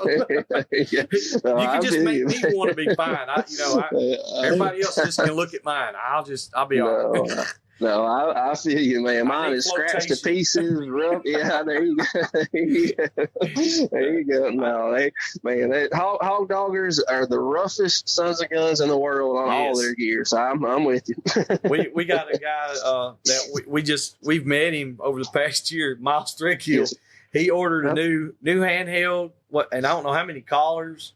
5. I don't know. He ordered a pile of stuff. Well, he already had the handheld. He got the I thought he did. Okay. And he lost the handheld. First hunt that he went on with the pups by himself. Yeah. He lost the handheld. He caught a good bull. Yeah, he caught him. It was his own pups. 7-month-old jag. 7-month-old little pup, a little jag. He found it, actually bayed the pig. He said bayed it good too. I was like, wow, that's the dogs. Most jags aren't going to bay very well. And, but he lost his handheld. I was like, daggone. I said, but at the same time, it's a pretty good day.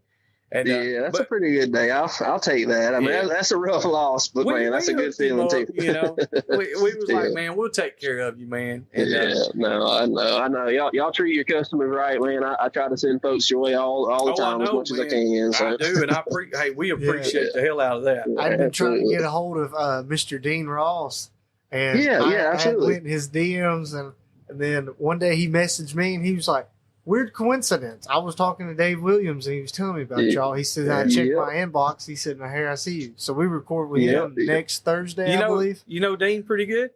Oh, yeah. Oh, yeah. No, I know Dean. Okay. Dean's a great... No, he's a great fella. I've been telling him to definitely get in touch with y'all, so I think you're gonna like him a whole lot. So you'll have to. He knows a little something about this vest we got in the works. So we'll get that. We'll get a prototype over to you, and he'll give you a little feedback on it too. Awesome. Yeah, that'd be great. Because I'm very excited to record with him. We was talking about it, and he's like, "Well, we might want to do a phone call first." He said, "Make sure my thoughts and beliefs line up with your audiences." He said, I don't have stereotypical beliefs. And I said, that's all I need to hear there. That's exactly what we want. I said, if people agree, that's none of my concern. That's between you and them. I was like, just bring some more honest dog conversation out. That's what I like. Somebody who's going to he's got some he's got some fantastic dogs, and he has a very neat perspective on his dogs and the way that he hunts. And that's one of the reasons we've been working with him on this vest, because he hunts a style that we don't. I don't have the feedback on the way that he does things. He hunts a terrain and a type of dog that we just don't do over here. So he'd be a great one to get on. I think you'll get some great stuff out of him, man. He seems like a real good fella. That's right. Heck yeah, man. And that's with so many. I'm not going to say there's just. I don't know how many how many competitors are out there that are in the same business as you're in. Yes, and I know several of them. I know several of the guys. Yeah. And everyone. I just wanted to say that though, man. All those guys, they think super highly of you, man. They do. I mean, anytime I say anything, they're like, dude, that guy is one of the best guys there is. And I was like, coming from your competitors, that's a pretty good statement, man. So, I appreciate it. They're going to have to step their game up. They're going to hang with you. I'm going to be honest with you. No, man. I appreciate that. All of our competitors, they've got great gears as well. I won't say a bad word about any of them, man. I truly believe, as a whole, the more people that are running some sort of protective gear on their dogs, I think it has a good impact on what we do as a whole. Sure. Especially just from the general public perspective. We catch a lot of heat. We really do. There's a lot of folks out there that don't like what we do. They don't support what we do. Yep. And, I really do believe that from a visual perspective, utilizing cut gear can do a lot to show these people, we do care about these dogs. These are not expendable. These, because that's kind of a lot of the narrative that you hear is that, dog hunters look at their dogs as disposable. This is something just to disregard. And I believe that, showing people, what we put into the cut gear, what we put into the tracking units, what we put into the care of these dogs, like, I don't think people understand, how much is devoted to them. I know a lot of folks that, just purely financial, the amount of money you have to spend to maintain a good yard of dogs is overwhelming. And to do it the right way. And I know a lot of folks that will sacrifice, from their personal means to make sure that their dogs are taken care of. Mm-hmm. And that's not done. That's not what occurs if somebody doesn't care about their dogs. Without a doubt. For me, I believe like that cut gear is a part of that. I think it helps with the visual perspective. When people see that dog out there running the vest, running the cut collar, running the tracking collar, each dog on the ground's got several $100s worth of gear on it. Mm-hmm. It's hard for them to say, these are just backwoods dog hunters that don't care about this animal. That's what will keep us alive. Exactly. So as far as our competitors go, of course I'm very biased. I love our gear, and I'll put it up against any of them. But I truly believe anybody that's running gear, whether it's from us or another company, you were doing a service to this this pastime, or this lifestyle. You know, we're under a lot of attack. And if we don't take some steps to, you know, improve things, you know, it's not a guaranteed lifestyle, unfortunately. It should be, but it's not. Yeah. So, you know, doing things to kind of ensure the longevity and make sure that our kids and our, you know, the future is going to be able to enjoy this is, I don't know. So I'm getting deep down the rabbit hole. No, you're 100%. And because I've seen just this week on several different posts on Instagram or Facebook, social media, that said, you know, it'd be somebody that they're outside the hog hunting world, and they see the dogs and they're like, man, I think that's so cool. But, you know, at the same time, you know, the dogs and the dogs can get hurt, and the hogs are really, you know, they're really brutal and blah, blah, blah, and all this. And then the question they ask, do you guys put on the protective material or protective vest? And then every one of the hunters will go through it. They'll be like, yes, we run vests with Kevlar. And they're like, Kevlar?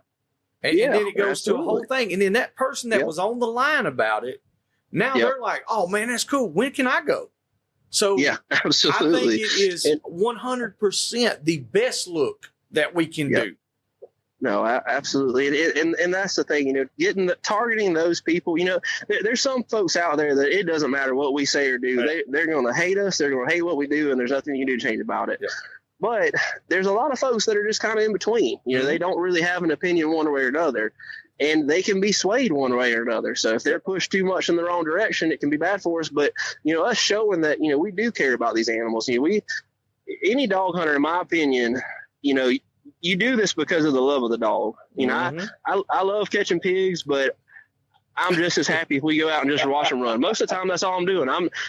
If I catch a shoat, I'm happy. You know, I'm by no means the best hog dogger in the world. I enjoy just getting out there and watching the dogs run. And if I catch something, then that's great. Yep. But you do it because of a love of the dog and the love of watching them work. And if we can get that across to just the general public a little bit more, you know, I think it can make some leeway or some headway in, you know, where this lifestyle is going to go. It's not guaranteed, and if we don't take some right steps, you know, it may not be around. So, and that's no truer words were ever spoken. It's one of those deals where, like you said, if everybody will do a little bit, it will accomplish a lot in the end. But if you're waiting on your fellow man to do it, to see what he does, then we're going backwards. The arguing and the bickering and all the negative stuff.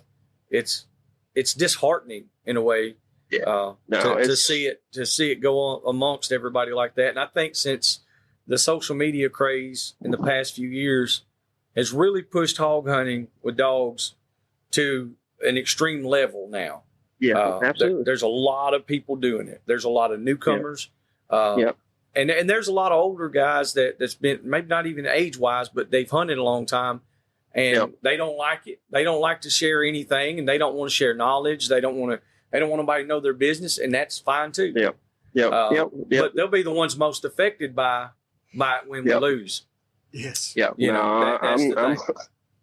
I'm with you. I don't think we can necessarily hide our way out of it. I think at this point we are out there, and unfortunately, if the folks that are doing it right don't expose themselves, then it's only going to be the folks that are doing it wrong that do, and that's going to be the death of us. You know, that's going to be the end of it right there. So what you just said, that's it. Yeah.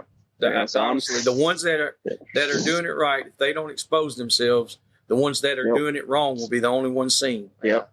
Yeah, that's it. That's absolutely it. Because that's the aura that we give off. We gave off for so many years. We're the outlaws. We're the bad boys. And girls, bad boys and girls. And some people are boys and girls at the same time. I don't know any hog hunters, but I got to be kind of politically correct now. No, I don't. No, listen, you're either a boy or a girl, damn it. This is a dog hunting podcast. You'll be all right.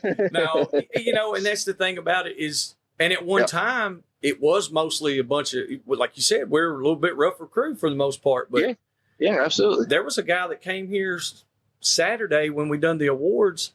I mean, he's got on khaki shorts and slip-on shoes and a polo shirt and all this stuff. And he came to pick up a dog, and next morning he knocked 4 or 5 of them out and keep on rolling. So it's a whole nother level. Like I said, there's more people getting into it, and absolutely, it's not the same old thing it was 25 years ago. No, it's not. It's evolved drastically, and I don't know. I'm excited and nervous at the same time to see where it will be in 10 and 20 years from now. Do you feel like there's a little bit stronger camaraderie now amongst just people that you don't even know? I do. I do think there's a little bit more there. I think there's more and more people that are kind of embracing that, we can't just hide under a rock and, hope that nobody notices us. I think there's more people that are realizing that there are a lot of folks out there that hate what we do and why we do it and everything about us. And, if we don't put some content out there that dispels that, we're going to be in trouble. Yeah. So no, I do. I think there's more camaraderie. Unfortunately, there still is plenty of division. I hate it, but I still see it out there. It's really frustrating too, because I know that, a lot of this back and forth is between folks that have so much more in common than they do to separate them. It really is. It really is sad. I see a lot of folks out there that speak bad on other dog hunters, and there's a lot of drama there. But it makes me sad, because there is, if they were to meet in person and hang out for a little bit, have a beer or two, they'd probably be the best of buds. We're all on the same team. That happened here when we done the first. Was it the very first Shankathon or the second? The first was what's happened ever since we started the Shankathon hunt. We had local guys that had known who each other were. I say local; they were all within 2 to 3 hours driving of each other. Had never met and talked shit about each other all the time. And well, guess what? They all wound up down here at the same time, same day. And it was an awkward deal for a few minutes. The first 30 minutes was real quiet. Everybody was just kind of standing around looking. I was like, who's going to hit who first or something? But at the end of the day, every person there, all the teams that were here, by the next month, we had all hunted with each other, and were hunting with each other all the time. Yeah, man. Guys that literally would not speak to each other were now running dogs together on the common. So, like you said, if you take just a few minutes, open your mind, something will fall in. Yeah, absolutely, man. Absolutely. I don't know. If more folks would take the time to do that, there really is all these people bickering back and forth. If they realize how much they had in common and how much, a lot of folks are, a lot of us in this world we're very similar, in a lot of ways. And if you took the time just to get in there and you kind of figure out what's going on, I think some of these folks that are just straight up enemies will end up being the best of buds if they just took a minute. That's exactly right, buddy. I don't know. But that's a good thing, to have an outlook like, and I think most of us actually have that same outlook. Yeah. But some people are just because you got burned in the past so many times, you kind of scared to put that foot forward. Be vulnerable. Because you know what's going to happen. But at the same time, do you really know? Because the people that I've met, like yourself, the guys, the Boars N Broads guys, all the guys from down in Texas and Florida, Louisiana, Mississippi, all these places, Oklahoma, dude, they have been some of the best, and they're some of the most loyal people I've ever met. No, it's like you got to be vulnerable a little bit. No, you do. There are some of the best folks in the world out there, and I have to give a shout out to the Boars N Broads fellas, because Carter and Ryan, man, they are some fantastic guys, and they're putting out some great content. And I really appreciate everything that they're doing. They deserve everything coming their way. So they're some good folks. They really are. And there's a lot of people that have a misconception that they're just some kind of social media playboys. Them dudes right there will run you to death in the woods. No, they put you to shame, I'm sure. Hey, and I'll tell you another thing. They'll be the guy that's in front of you all the time, whether you're in the woods or wherever. And all you got to do is, and you ain't even got to call them. If they know you need them, they're there.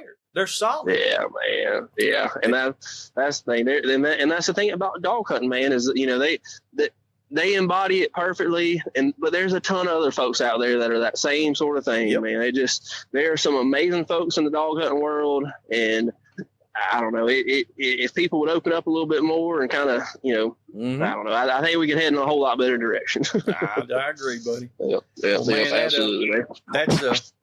That's like I said, I think it's great that there's so many of us that have a like-minded opinion. I just, you said, this in the same sentence, I wish we could all get it out there. Sooner or later, it'll either get better or it'll be over. One of the two. Yeah. So, no, that's pretty much our option. So, but no, we either put aside some of these petty differences and kind of realize we're all on the same team and heading in a good direction, or we end up destroying ourselves. I mean, that's kind of our options. Yep. Well, you got any other topics or anything that you want to add to this episode, Dave? Man, you've done a fantastic job. This is the first podcast I've ever done, so I was trying my best to sound halfway decent. Hopefully I didn't make a fool of myself. But I don't think you even cussed. Oh, I tried my hardest. I told you before. I told you before we got on. When I get into the dog hunting world, my language goes downhill. So I was trying hard. Well, we'll try to keep it because I was fixing to just really go on a rant, and make up for it, but. At the same time, if your wife and kids and the family, they want to sit and listen to it, we try to keep it as clean as we can. If you want to go hunting and do a beer time episode, we brought the beer time back now. So well, we'll definitely have to line up one of those. But I know you told me beforehand about some young folks out there that are listening to this, and I appreciate the direction y'all are taking with this, and I'll do my best to kind of stay on board with it. That's right. So, hey, I want to talking about young people, I want to give a shout out to my man Briggs while we're on here. I talked to Briggs earlier. I talked to his dad, actually. Briggs is 10 years old. He's from Louisiana, and he thinks we're superstars, and it's very humbling at the same time, but it's so great because his dad's new to it, and they've got him some dogs, and they are running. They're running dogs, man. It's awesome. That is awesome, man. And definitely, whenever we get off the phone, I want you to send me over some contact information for them. I'd like to send them out a little thank you package, man. Oh, okay. We'll send out some gear, some apparel, or something along those lines, and just kind of encourage them along the way. I feel like any young person that gets into it, we got to do what we can to keep it going. His dad's probably going to shit a little brick. So that's cool, man. Well, Dave, man, we appreciate you so much. Thank you for all you do for the hog hunting world. Thank you for. I mean, you send us stuff every time we do our hunts. We appreciate it. We really do. I can say it 1,000 times and still I can't get it out there enough, but we really do appreciate it. Oh, yes. No, thank y'all. Thank y'all for everything you do. I absolutely love the podcast. Y'all are doing a ridiculously good job with it. And y'all always have my support. If you need anything at all, give me a holler and we'll make it happen. All right, my guy. We appreciate it. Thank you. All right. Thank you. Y'all have a good one. Yes, See sir. You. Bye. And we cut it off there. All right, folks. That was the world famous Mr. Dave Williams from down there at Southern Cross. Nate's. You can go to Southern Cross website and anything's on there. We handle their gear as well. If you need something, you can contact us. But at the same time, if you need something custom, just go. If you need something custom, just get in touch with Dave, and you cut out the middleman. I'm not doing it to try to make a bunch of money or none of that, because it's not about all that. It's about the dogs. He's a great guy, and he's open. So if you have good ideas that you think will really work, or that you've tested or that you've worked on that have to do with with cut gear or pretty much anything to do with the protection of the collars or anything like that, you can contact us. And let us know, or we can contact him. If you need contact info, I'll be the middleman on that part. But other than that, man, we really appreciate y'all. The podcast is definitely growing. We're getting, like I said, we're getting a huge amount of feedback. Oh, yes. There's a lot of people listening, and it's kind of like a roller coaster. Not really a roller coaster, just it's kind of like Mount Everest. We're just going up. And I don't know, man. I keep trying to put it into words, and I can't hardly do it. But to all the guys out there listening, all the guys and girls, man, thank y'all. Yes. Thank you. The way to support us is to listen, and if we get enough downloads, maybe one of these days we'll do it to where we could get paid to do this. I don't know if that'll ever happen, but check out our YouTube, check out all our social media, interact with us. There's guests out there, or there's listeners out there right now that literally have called me, and I'll take the time and sit and talk. Granted that I don't have all the time in the world to do it, me or Nate, either one. But at the same time, if I have time, I will definitely take a call. We can talk dogs. We can just shoot shit. We can do whatever. So keep that in mind. Thanks. I want to thank all our sponsors that, when I say sponsors, these are people that have supported us from the very, very get-go. It's not necessarily that they pay for anything or pay us in any form or fashion. They pay us with their presence, and because they push everything that we do. And now there are some that, like I said, like Dave, he will send us stuff to put out there for you guys. So like we do our hunts, he sends packages over and we hand out to the winners. There's several companies that do that, and we appreciate every one of them. So I'm just rambling on now. Oh yeah. So I guess we'll cut it off. Y'all look forward to, y'all keep your ears peeled. We got some more guests coming up. Some of these are got some more bangers coming. Yeah, hopefully we got some of these that super hog dog famous, super hog dog famous. And till next time, run the damn dogs. That's what my boys say. yes, Run the damn dogs. they just got some more hats back on their website, so go get those. Yeah, go check them out. Thank y'all. Boars and Broads.